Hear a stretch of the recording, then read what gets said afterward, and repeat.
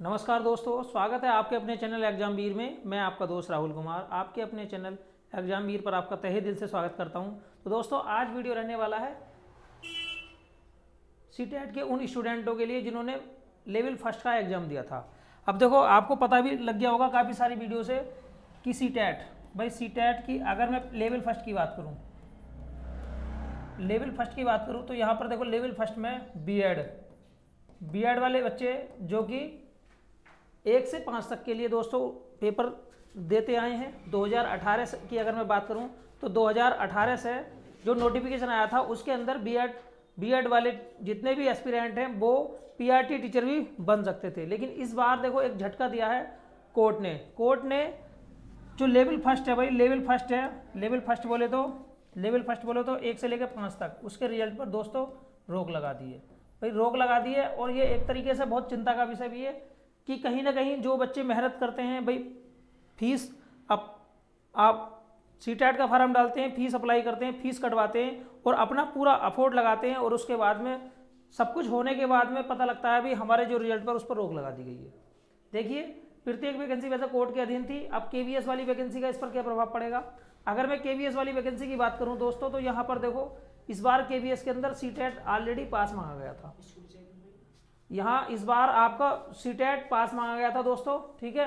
कोई भी यहाँ पर अपेयरिंग कंडीशन नहीं मांगी गई थी। जैसे 2018 के अंदर अपेयरिंग कंडीशन मांगी गई थी, लेकिन इसमें पास मांगा गया था। तो देखो इस बार केवीएस में केवीएस में कोई प्रभाव अभी तक तो पड़ने वाला नहीं है, लेकिन हो सकता है। देखो, जब रिजल्ट पर रोक लगाई है तो केवीएस पीआरटी का जब आपने फॉर्म अप्लाई किया था तो उसमें साफ साफ लिखा गया था दोस्तों कि बीएड वाली जो वैकेंसी है वो कोर्ट के अधीन है। अगर कोर्ट आपको बाहर कर देता है तब हमें भी मजबूरन आपको बाहर करना पड़ेगा। बशर्ते ऐसा होना नहीं चाहिए, क्योंकि चुनावी वर्ष है, बच्चों के साथ में किसी प्रकार की कोई भी अन्याय वाली कंडीशन होनी नहीं चाहिए दोस्तों। भाई जब बीएड वालों ने और बीटीसी वालों ने दोनों ने फॉर्म अप्लाई किया है, रिटर्न की तैयारी की है, तब दोनों का सिलेक्शन होना चाहिए। क्योंकि देखो बच्चों ने बहुत समय दिया है अपना समय दिया है, कहीं ना कहीं उन लोगों ने अपना बहुत समय दिया है। और देखो अगर मैं बात करूं बीएड की और वर्सेस बीटीसी की, बीएड वर्सेस बीटीसी की अगर मैं बात करता हूं, तो यहां पर देखो बीएड हो या बीटीसी हो, इन दोनों में आपस में एक दूसरे में टकराव देखने को मिलता रहता है। कभी कभी सरकार कभी कभी बीएड को पीआरटी के लिए एलिजिबल कर देती है और फिर वही सरकार उसे बीएड को बाहर कर देती है।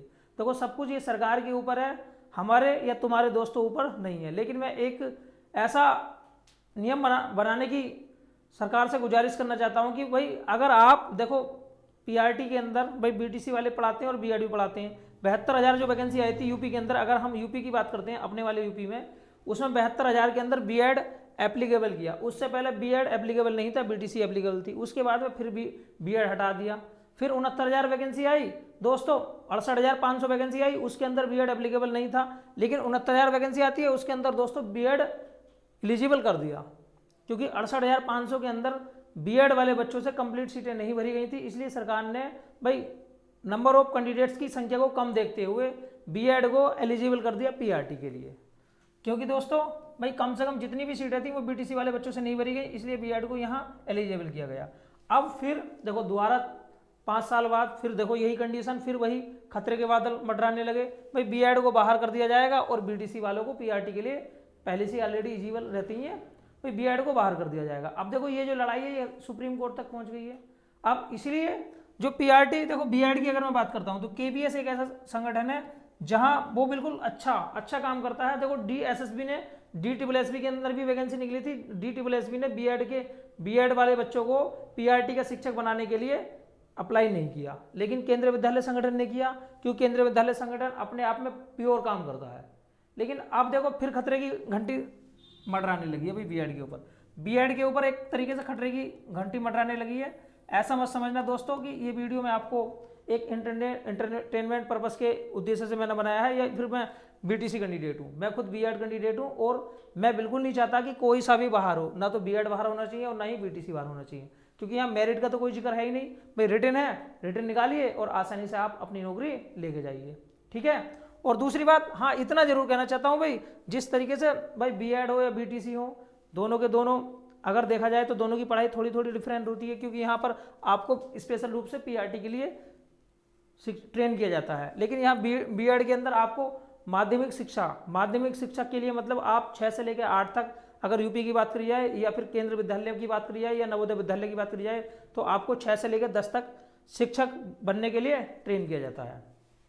अब दोनों की पढ़ाई में थोड़ा थोड़ा डिफरेंस है, तो क्यों ना भाई दोनों को 1 से लेकर 10 तक के लिए एलिजिबल किया जाए। भाई दोनों में 2 साल की पढ़ाई है, बीएड भी 2 साल का, बीटीसी भी 2 साल का, और ये सारी की सारी लड़ाई खत्म हो जाएगी। भाई ट्रेनिंग तो बाद में होती रहती है। भाई ट्रेनिंग के द्वारा भाई अगर हम भाई पेडागोजी पढ़ाई जाती है, नियम पढ़ाए जाते हैं एजुकेशन के, लेकिन ये नियम हमें बाद में भी सिखाए जा सकते हैं ट्रेनिंग के द्वारा। फिलहाल हमारा बेस तो दोनों से क्लियर हो ही जाएगा।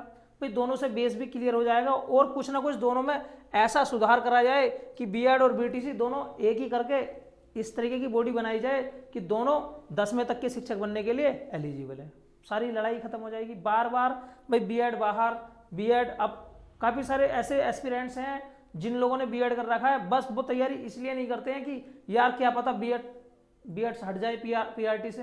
भाई बीएड हट जाए, अब टीजीटी और पीजीटी के अंदर इतनी वैकेंसी आती नहीं है, तो उनका जो मनोबल है वो हमेशा नीचे रहता है, डाउन रहता है बहुत। भाई कुछ ना कुछ सरकार को ऐसा सॉल्यूशन देखना पड़ेगा जिससे बच्चों का भी और जितने भी एस्पिरेंट हैं बीएड वाले और बीटीसी वाले, उनका भी भविष्य एक तरीके से सेफ हो। वो इस लड़ाई में बिल्कुल नहीं पिछने चाहिए कि बीएड बाहर और बीटीसी अंदर।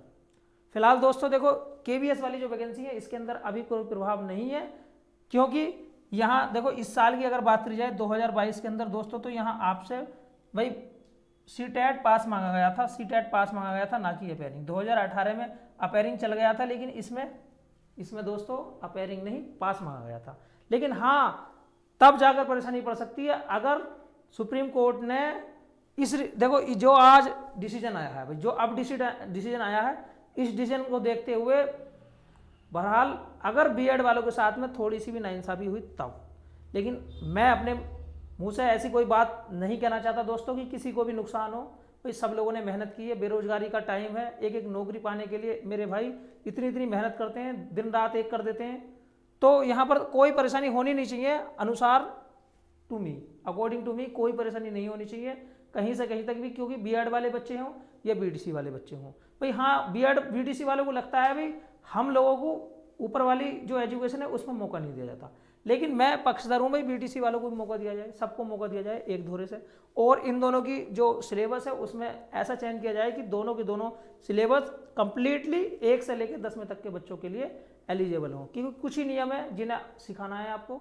बाकी सारी की सारी पढ़ाई बीएड की और बीटीसी की सेम सी होती है, बस थोड़ा थोड़ा डिफरेंट दोस्तों होता है। बस आज का जो पर्पस था यही बताना था, मन थोड़ा नहीं करना है दोस्तों, तैयारी करते रहिए, जो होगा देखा जाएगा। चुनावी वर्ष है, मैं उम्मीद करता हूं कि किसी के साथ भी दोस्तों बुरा नहीं होगा। तो मिलते हैं दोस्तों नेक्स्ट वीडियो में, आज के लिए इतना ही काफ़ी है। जय हिंद, जय भारत।